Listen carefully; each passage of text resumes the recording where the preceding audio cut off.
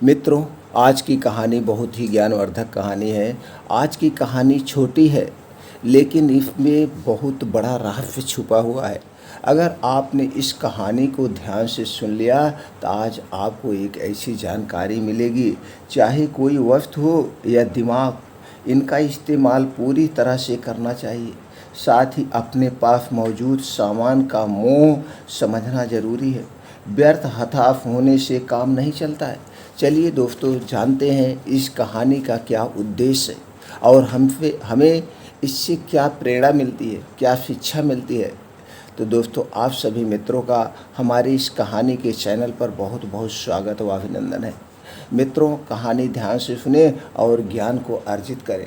अगर कहानी अच्छी लगे तो चैनल को सब्सक्राइब करके बेल आइकॉन का बटन ऑन कर दीजिए, जिससे हर एक वीडियो की नोटिफिकेशन आप तक पहुंचता है। जब तक नोटिफिकेशन बटन ऑन नहीं करेंगे, वीडियो आप तक नहीं दिखाती है और आप जान नहीं पाते हैं, और इस वजह से आपका ज्ञान मिस कर जाता है।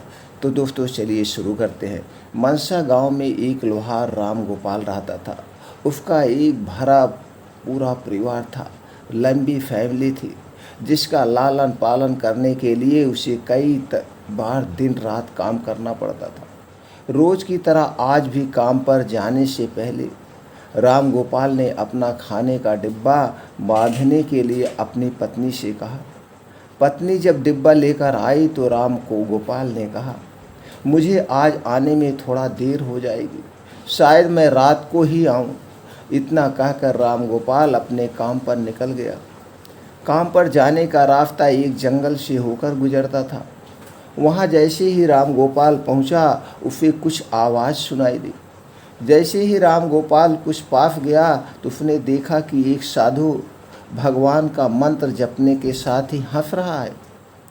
हैरान होकर राम गोपाल ने पूछा, आप ठीक तो है ना साधु बाबा? उस साधु को राम गोपाल नहीं जानता था, लेकिन साधु ने एकदम से उसका नाम लेकर कहा, आओ राम गोपाल बेटा, आओ। मैं तुम्हारा ही इंतज़ार कर रहा था। मैं भूखा हूँ, मुझे अपने खाने के डिब्बे से कुछ खिला दो, मेरी भूख शांत हो जाए। बाबा ने अपना नाम सुनकर राम गोपाल हैरान हो गया। बाबा के मुंह से अपना नाम सुनकर राम गोपाल हैरान हो जाता है, लेकिन उसने कोई सवाल नहीं किया और सीधा अपना खाने का डिब्बा निकाल कर उन्हें दे दिया। देखते ही देखते बाबा ने राम गोपाल का सारा खाना खा लिया। उसके बाद उस साधु ने कहा, बेटा, मैं तो सारा खाना खा गया, मैं तो तेरा सारा खाना खा गया, अब तू क्या खाओगे? मुझे माफ़ करना, मुझे भूख लगी थी इसलिए सब खा गया। राम गोपाल ने कहा, कोई बात नहीं है बाबा, मैं काम के लिए बाजार जा रहा हूँ, तो मैं कुछ वहीं पर खा के अपने भूख मिटा लूँगा।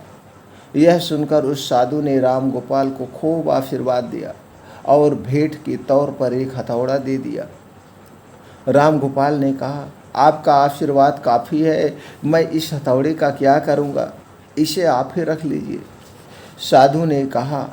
साधु ने जवाब देते हुए कहा, बेटा, यह मामूली हथौड़ा नहीं है, यह जादुई हथौड़ा है जो मेरे गुरु ने मुझे दिया था, और अब मैं तुझे दे रहा हूँ क्योंकि तुम्हारा दिल साफ है। इसके इस्तेमाल अच्छे कर्मों के लिए ही करना और किसी दूसरे के हाथ में इसे कभी मत देना। इतना कहकर वह बाबा वहाँ से अदृश्य हो गए। राम गोपाल अपने हाथों में हथौड़ा लेकर बाजार काम करने के लिए चला गया। औजार बनाने से पहले उसके दिमाग में आया कि आज इसी हथौड़े से लोहा पीटता हूँ। जैसे ही उसने लोहे पर हथौड़े से चोट मारी, वो सीधा औजार बन गया। दूसरी चोट में लोहे के बर्तन बन गया। राम गोपाल समझ गया कि यह सही में जादुई हथौड़ा है।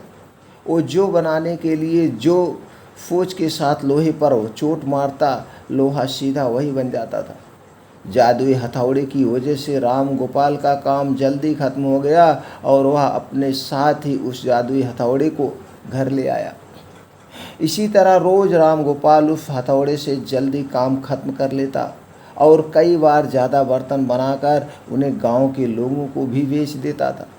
धीरे धीरे उसके घर के हालात पहले से कुछ ठीक होने लगे। एक दिन गांव का मुखिया उसके घर आया और बोला, हम गांव वालों को शहर जाने में बहुत ज़्यादा समय लगता है।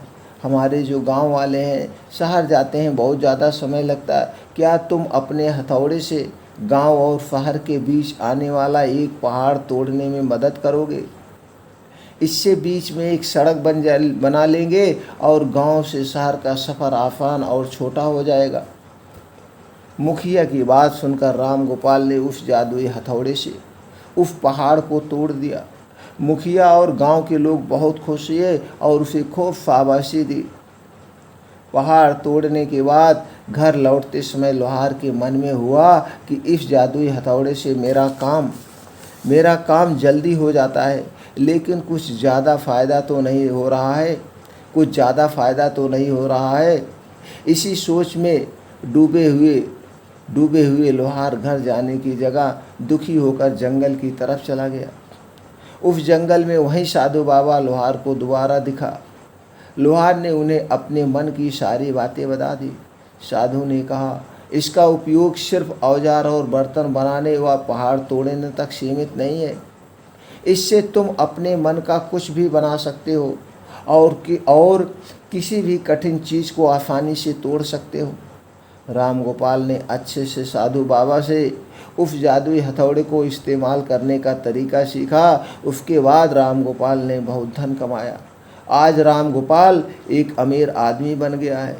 अभी भी वो जब भी ज़रूरत महसूस होती है उस जादुई हथौड़े का इस्तेमाल कर लेता है। मित्रों, इस कहानी से हमें क्या सीख मिलती है, क्या प्रेरणा मिलती है? चाहे कोई भी वस्तु हो या दिमाग, इनका इस्तेमाल पूरी तरह से करना चाहिए।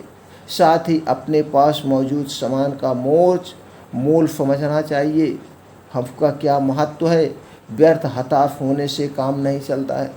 मित्रों, कहानी अच्छी लगी हो तो कमेंट सेक्शन में हमें ओके या थैंक्स बोल सकते हैं और चैनल को सब्सक्राइब करके बेल आइकॉन का बटन ऑन कर दे। फिर मिलते हैं अगले वीडियो में नई जानकारी के साथ।